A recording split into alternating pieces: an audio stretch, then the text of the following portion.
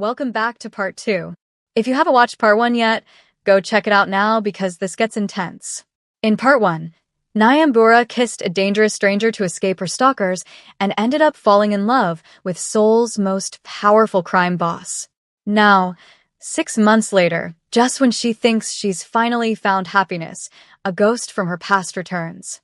The man who ghosted her 3 months into her soul journey is back, and he's a politician's son with enough power to destroy everything she's built. She's pregnant, she's engaged, and she's about to face the fight of her life. If you're loving this series, smash that subscribe button and hit the notification bell so you don't miss what happens next. Trust me, you'll want to see how this ends. Let's get into it. 6 months had transformed everything. Nyambura stood in her gallery, adjusting photographs from her series Between Worlds. Images of Seoul through eyes that had learned to love again. Taejun's profile in morning light. Their hands intertwined against the Han River, the city that had given her everything. Her phone buzzed. A text from Taejun. Dinner tonight. I have a surprise. She smiled, her hand instinctively moving to her stomach. I have one too. The pregnancy test that morning had shown 2 pink lines. 6 weeks along. She'd tell him tonight over dinner, with the future stretching beautiful and terrifying before them. Excuse me, is the owner available? Nyambura turned toward the voice and her blood went cold. The man standing in her gallery was impeccably dressed, designer suit, expensive watch, that effortless wealth that came from never wanting for anything. His hair was styled perfectly, his smile confident and cruel. Jae, she whispered. Park Jae-hyun's smile widened. Hello, Nyambura. Miss me? Park Jae-hyun, son of Assemblyman Park Chong-min, one of Korea's most powerful politicians. The man she'd dated for 2 months when she first arrived in Seoul, desperate and lonely and so naive. The man who'd vanished without a word 3 months ago, leaving her confused and hurt until Taejun had shown her what real love looked like. What are you doing here? I came back for you. He moved closer, looking around her gallery with possessive eyes. I've been in Geneva. Father had some business that needed my attention. I tried calling, but your number changed. You didn't try very hard. You ghosted me, Jae. No calls, no texts, nothing for 3 months. I was busy. I assumed you'd wait. He said it so casually, like her waiting was inevitable.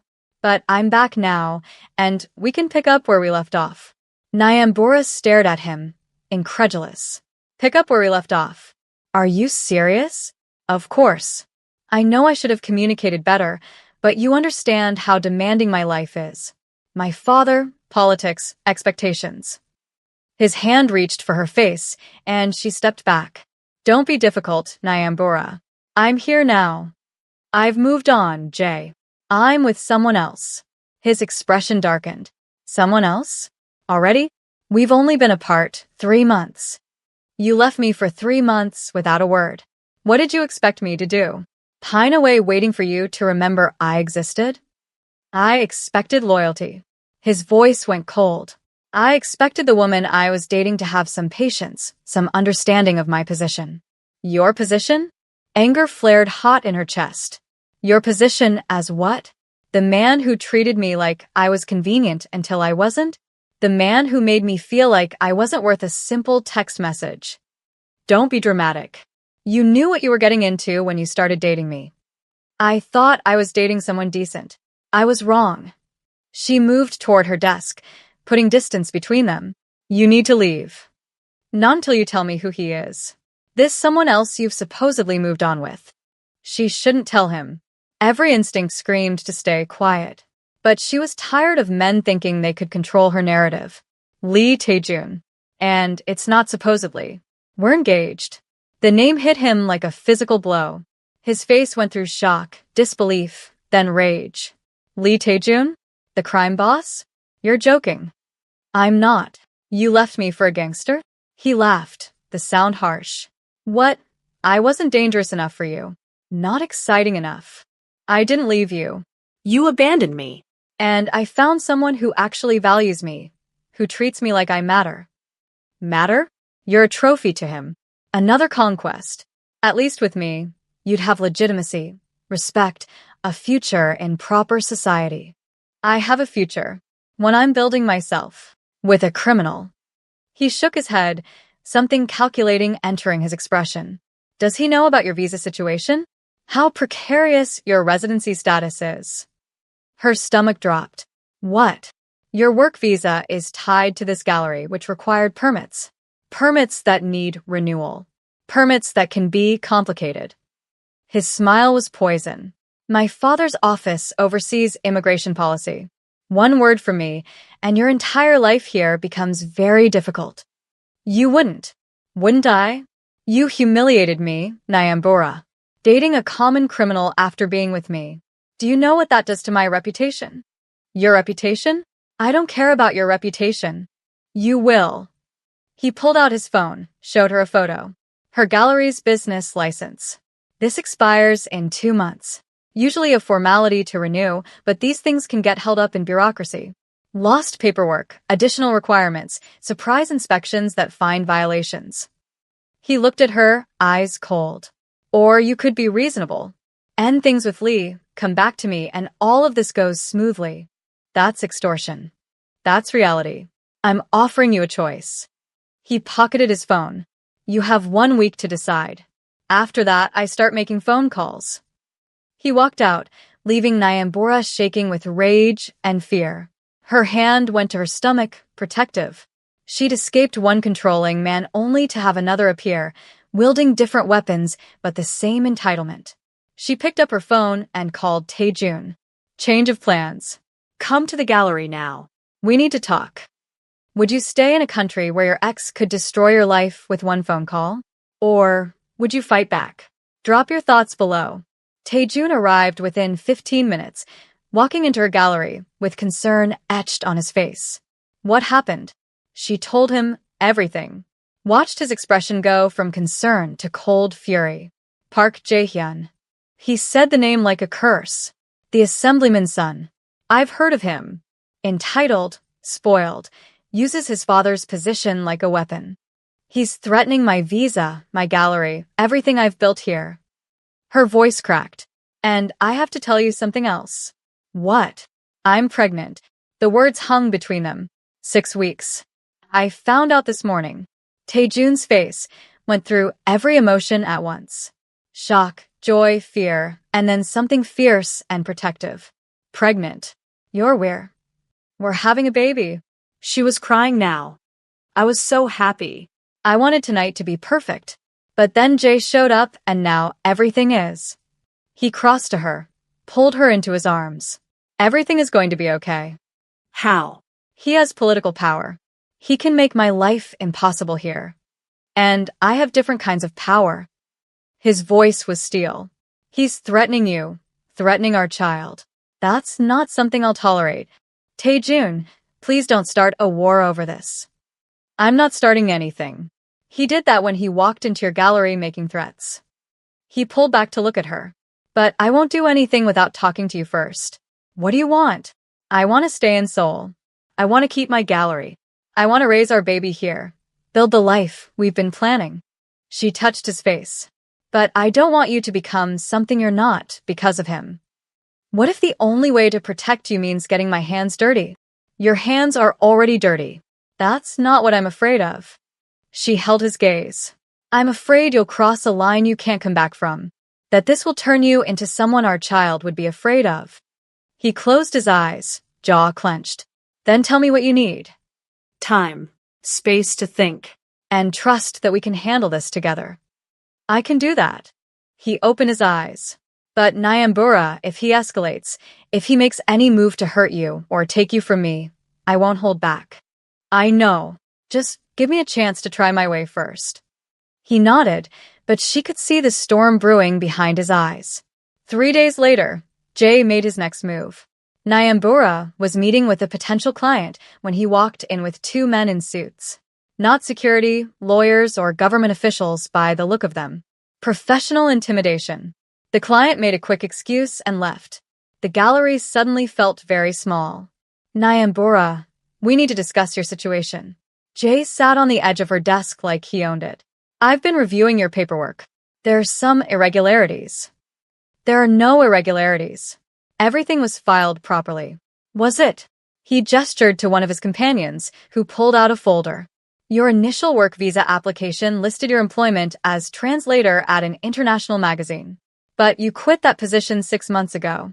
Your current visa is tied to this gallery, which you only registered 4 months ago. That's a 2-month gap where you were technically in violation of your visa terms. Her blood ran cold. That was during the transition period. It's allowed. Allowed with proper documentation, which I don't see in your file. His smile was cruel. This could result in deportation. Unless, of course, we find a way to resolve it. What do you want? I told you. End things with Lee. Come back to me. I'll make sure all your paperwork is not only in order but expedited. You'll have permanent residency within the year. And if I don't, then I file a complaint with Immigration Services. You'll have 30 days to leave Korea. Your gallery will be shut down.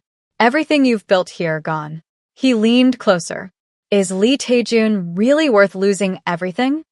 Before she could answer, the gallery door opened. Taejun walked in, and the temperature seemed to drop 10 degrees. Park Jae-hyun. I've been wanting to meet you. Jae stood, assessing Taejun with barely concealed contempt. Lee Taejun, the infamous crime boss. You're shorter than I expected. And you're exactly as entitled as I heard. Taejun's voice was dangerously calm. I think it's time you left. I'm having a private conversation with Nyambura. Private? With 2 government lawyers as witnesses. Taejun smiled without warmth. That's not private. That's intimidation. I'm simply discussing her visa situation. Completely legal. Using your father's position to threaten the woman I love? That's not legal. That's abuse of power. Jae's jaw tightened. Careful, Lee. You may run the streets, but I run the system. One word from me, and you'll have prosecutors crawling up your organization's ass. One word from me, and those prosecutors will receive very detailed files on your family's corruption, bribes, embezzlement, connections to organized crime. Yes, even politicians need friends in my world. Taejun stepped closer. We both have weapons. The question is, are you stupid enough to use yours? The 2 men faced each other, and Nyambura saw the danger in both. Different kinds of power, but equally capable of destruction. Stop. Her voice cut through the tension. Both of you, stop talking about me like I'm not here. They both turned to her. Jae, you want me to come back to you out of fear. That's not love. That's possession. She stood taller. I'm not going to do that. And if you try to destroy my life here, I'll fight you with everything I have. You can't win against me. Maybe not alone, but I'm not alone anymore. She looked at Taejun, then back at Jae. I'm also not stupid. I know what you're doing. Threatening my visa, making me feel powerless. It's the same thing you did when we dated. Making me feel like I was lucky you even noticed me, like I should be grateful for whatever scraps of attention you gave me. Jae's face flushed. That's not. It is. And I'm done. I'm done with men who think they can control me. I'm done being afraid. She pulled out her phone. I've been documenting everything. Every threat, every attempt at coercion. I've sent copies to 3 different journalists, including one who specializes in political corruption. If anything happens to my visa, if my gallery mysteriously shuts down, if I suddenly have immigration problems, those files go public. You're bluffing. Try me. Her hand went to her stomach. Protective. I have too much to lose to back down now. Jae looked between her and Taejun, calculating. Finally, he straightened his suit. You're making a mistake. Both of you. My father has influence you can't imagine. And I have evidence your father can't afford to have exposed. Nyambura's voice was steady. Leave us alone, Jae. Move on. Find someone who actually wants to be with you. His laugh was bitter. You think he's better than me? He's a criminal. At least I offered you legitimacy. He offers me respect. That's worth more than legitimacy. She walked to the door, opened it. Goodbye, Jae. Don't come back. He left, his lawyers following. The gallery door closed behind them, and Nyambura's knees nearly gave out. Taejun caught her. That was incredibly brave, he whispered. That was incredibly stupid. I just threatened a politician's son. You just stood up for yourself. There's a difference. He held her close. The question is, did you mean it? About the documentation? Every word. I've been keeping records since he first showed up. Dates, times, what he said. I sent everything to my lawyer and a friend in journalism. She pulled back to look at him. I learned from you. Always have insurance. Pride shone in his eyes. You're magnificent. I'm terrified. You can be both. He kissed her forehead. Come on. Let's get you somewhere safe while we figure out if he's going to retaliate. She didn't argue. They left the gallery together, and Nyambura tried not to think about all the ways this could still go wrong. That night, Nyambura couldn't sleep. She found Taejun in his office, staring at his computer. What are you doing? Research. On Park Jae-hyun and his father. He gestured to the screen. Did you know the assemblyman is up for re-election next year? And there are already whispers about his financial dealings. Taejun. I'm not going to do anything illegal. I'm just gathering information. He looked at her. Knowledge is power. And right now, we need all the power we can get. She moved behind him, wrapping her arms around his shoulders. I don't want this to consume you. It won't. I promise. His hand covered hers. But I need to know what we're dealing with. Jay threatened you because he thinks he's untouchable. I want to know if that's true. And if it is, then we find another way. He turned to face her. I meant what I said about not doing anything without talking to you first. But Nyambura, I need you to understand something. You're carrying our child. That changes everything for me. I know. No, you don't. His voice was intense. I lost my brother because I was powerless. I've spent 15 years making sure I'm never powerless again. And now you're telling me a spoiled politician's son is threatening the woman I love and our unborn child. And I'm supposed to just wait? She cupped his face. I'm not asking you to be powerless. I'm asking you to be smart. To think about our future, not just our present. What if being smart means being ruthless? What if being smart means being patient? She held his gaze. Jay is used to immediate gratification. He's used to people folding when he makes threats. What if we don't? What if we just outlast him? That's a gamble. Everything about us is a gamble. From that first kiss to right now. She pressed her forehead to his. But I believe in us. I believe we're stronger than his threats. He was quiet for a long moment. Then, okay. We try it your way first. But if he touches you, if he makes any move to hurt you or take you from Korea, all bets are off. Deal. They went back to bed, holding each other in the darkness, both knowing the storm was far from over. The next morning brought unexpected news. Nyambura's phone rang, an unknown number. Ms. Wanjiku? This is Choi Minseo from the immigration office. I'm calling about your visa situation. Her heart stopped. Yes. We've received some complaints about irregularities in your paperwork. I wanted to reach out directly to discuss them before they become formal issues. What kind of irregularities? The gap between your employment change and gallery registration. It's been flagged for review. The woman's voice was professional, but not unkind. Normally this wouldn't be a problem, but given that a complaint was filed, we need to investigate. A complaint from whom? I'm not at liberty to say. But Ms. Wanjiku, between you and me, this feels politically motivated. The complaint came from someone with significant influence.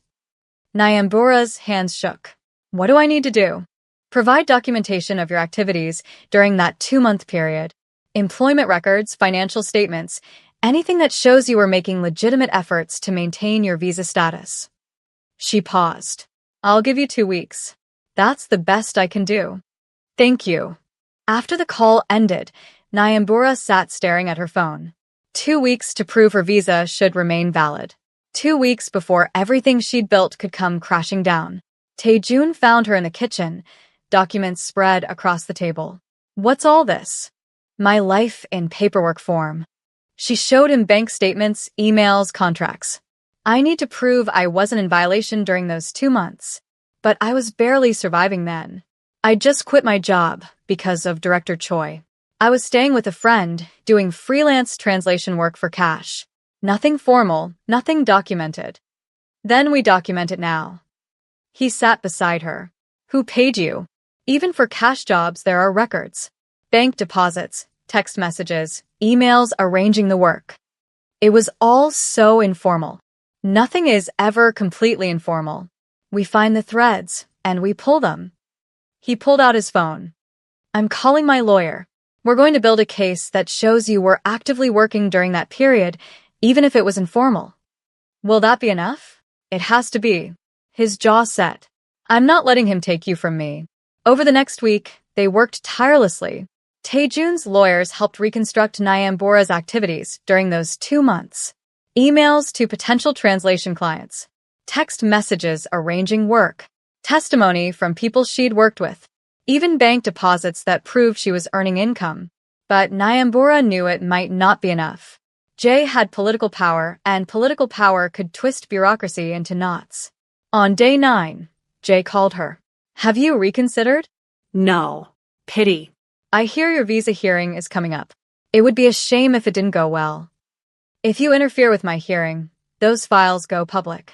You destroy a political career over a visa issue? That seems extreme. You destroy someone's life over your bruised ego. That seems psychotic. She kept her voice steady. Back off, Jay. You're not going to win this. We'll see. He ended the call. That night, Nyambura woke to cramping. Sharp, painful, wrong. She stumbled to the bathroom, saw blood, and screamed. Taejun found her on the floor, rushed her to the hospital. The hours that followed were a blur of tests, ultrasounds, doctors speaking in concerned tones. Finally, her doctor came in. The baby is okay. You had a threatened miscarriage, likely brought on by extreme stress. But the heartbeat is strong. Relief flooded through her. Thank God. However, you need complete bed rest for at least 2 weeks. No stress, no exertion. If you continue under this level of strain, you could lose the pregnancy. After the doctor left, Taejun sat beside her bed, holding her hand like it was the only thing keeping him grounded. I almost lost you both. But you didn't. We're okay. You're not okay. This is my fault. I should have handled Jay from the beginning, should have made sure he could never threaten you. This isn't your fault. It's his. He's the one doing this. But even as she said it, she felt her resolve cracking. The stress, the fear, the constant threat hanging over them. Was her independence worth risking her baby's life? As if reading her mind, Taejun said quietly, "What if you let me handle this? Not violently, not illegally. But let me use my connections, my resources. Let me protect you. That's what I've been trying to avoid. You taking over, me losing my agency. This isn't about agency. It's about survival." His voice broke. Please, Nyambura. Let me help. Let me do what I'm good at.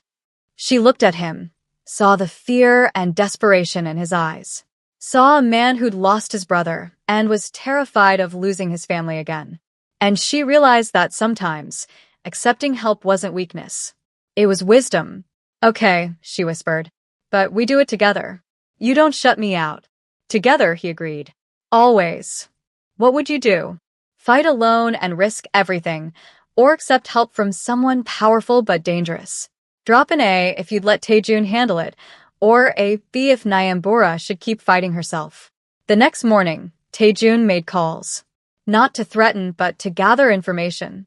By afternoon, he had what he needed. Park Chong-min, Jay's father, is being investigated for campaign finance violations. It hasn't gone public yet, but prosecutors have been building a case for months. He showed Nyambura a file. Jay doesn't know. His father kept it quiet. How does this help us? Because if the assemblyman is already under investigation, he can't afford any more scandal, including his son using his political position to harass a foreign national over a personal grudge. Taejun's eyes gleamed. We don't threaten him. We inform him. Give him the chance to control his son before this becomes another problem. That's surprisingly diplomatic for you. I'm learning. He kissed her hand. From the best. The meeting was arranged for neutral ground, a private room in an upscale restaurant. Assemblyman Park arrived alone, a silver-haired man with sharp eyes and the bearing of someone used to power. Mr. Lee. Ms. Wanjiku, this is unexpected. Thank you for meeting with us. Taejun's voice was respectful but firm. We wanted to discuss your son's behavior. Jae-hyun mentioned you. Said you're engaged. We are. But your son seems to believe Ms. Wanjiku belongs to him because they briefly dated almost a year ago. The assemblyman's expression didn't change. Young men often struggle with rejection. Young men don't usually have the power to destroy lives when they struggle. Nyambura leaned forward. Your son has been using your political position to threaten my visa, my business, my ability to stay in Korea. He's filed false complaints with immigration services. He's made it clear that if I don't end my engagement and return to him, he'll have me deported. That's a serious accusation. I have documentation. She slid a folder across the table.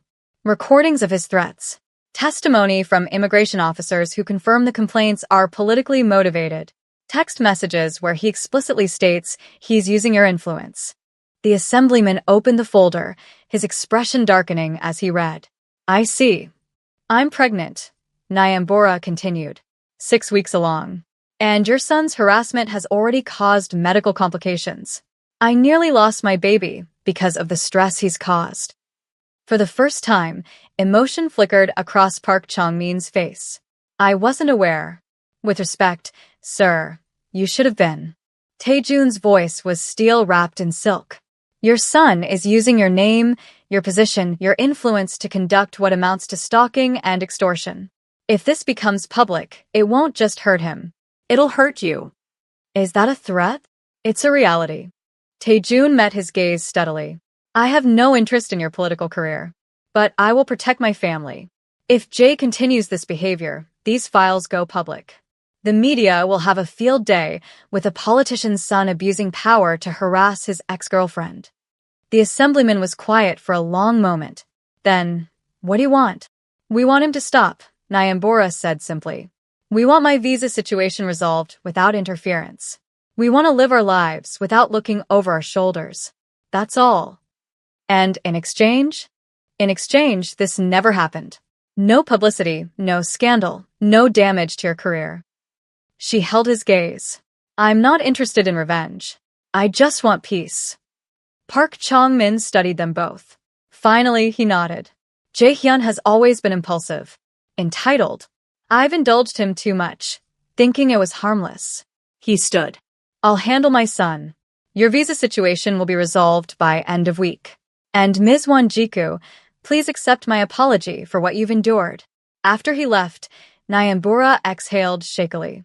Do you think he'll really stop Jay? He will. Because if he doesn't, his political career is over and he knows it. Taejun pulled her close. It's over, Nyambura. You're safe. She wanted to believe him, but a part of her knew that men like Jay didn't give up easily. She was right. 3 days later, Jay appeared at the hospital where Nyambura was staying for observation. He walked into her room like he had every right to be there. You went to my father. Get out. You humiliated me. Made me look weak in front of him. His voice shook with rage. Do you know what he said? That I'm an embarrassment. That I need to leave you alone or he'll cut me off completely. Good. Maybe you'll learn something. I'll learn. He moved closer, and she reached for the call button. I gave you everything. My time, my attention, my connections. And you threw it away for a gangster. You gave me nothing. You gave yourself to me and expected gratitude. She pressed the button. Security is coming. Leave now. This isn't over. Yes, it is. Taejun's voice came from the doorway. He entered with 2 security guards. Your father gave you a choice. Stop or face consequences. You're not stopping. This doesn't concern you. She's my fiancée, the mother of my child. It concerns me completely. Taejun stepped between Jay and Nyambura. You have 5 seconds to leave before I have you arrested for trespassing and harassment. You can't touch me. My father. Your father just withdrew his protection. I spoke with him an hour ago. He's tired of cleaning up your messes. Taejun's smile was cold. So yes, I can touch you. And if you ever come near her again, I will. Jay looked between them, finally seeing that he'd lost. His face twisted with impotent rage. You deserve each other. A criminal and a whore.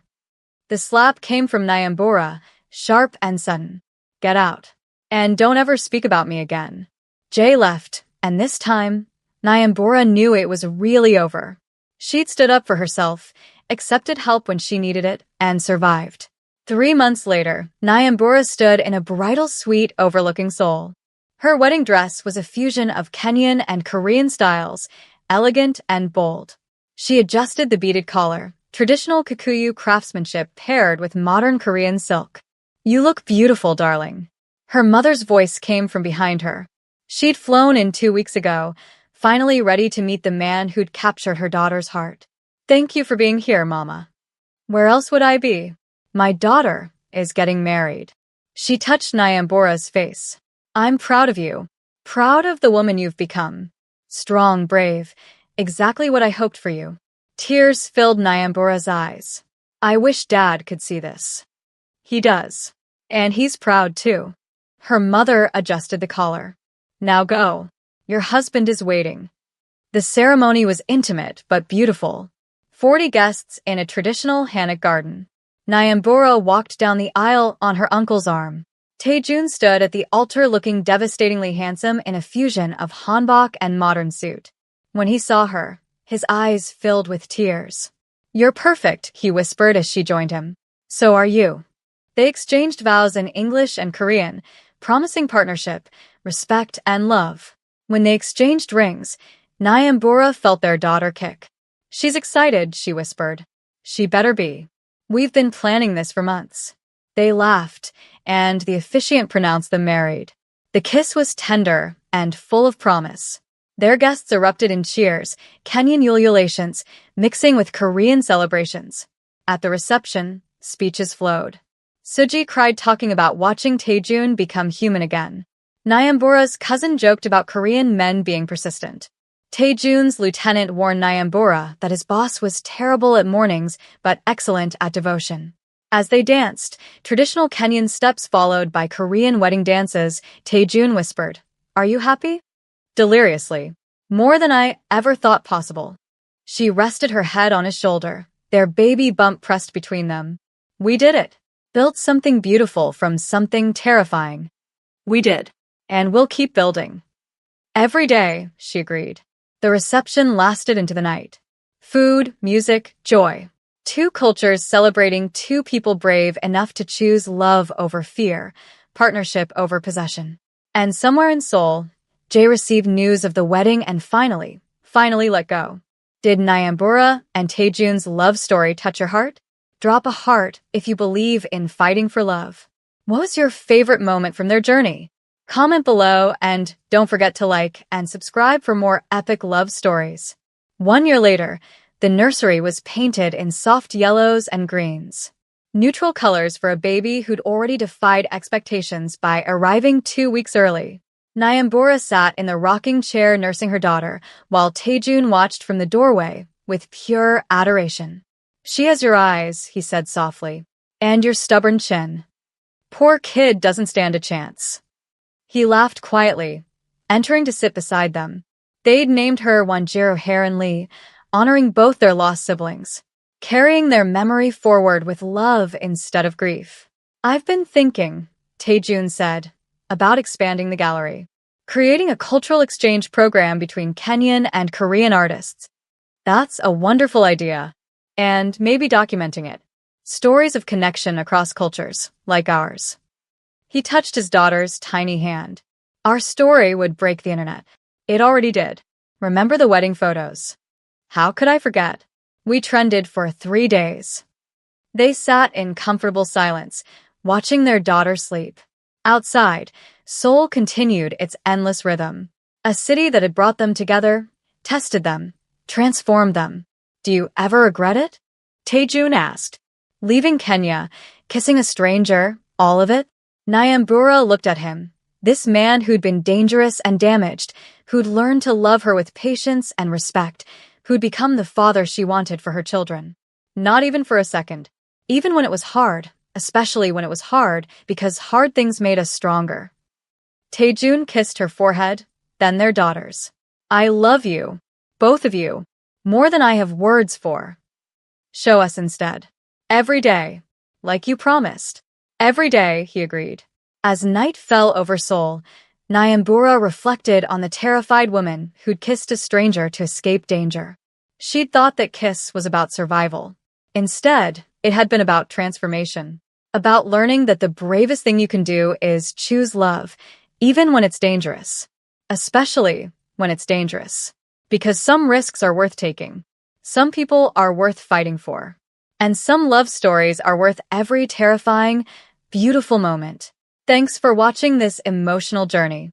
If you love this story, hit that subscribe button and drop a comment on what you think about the story. Give me a rating from 0 to 10, and I'll see you in my next story.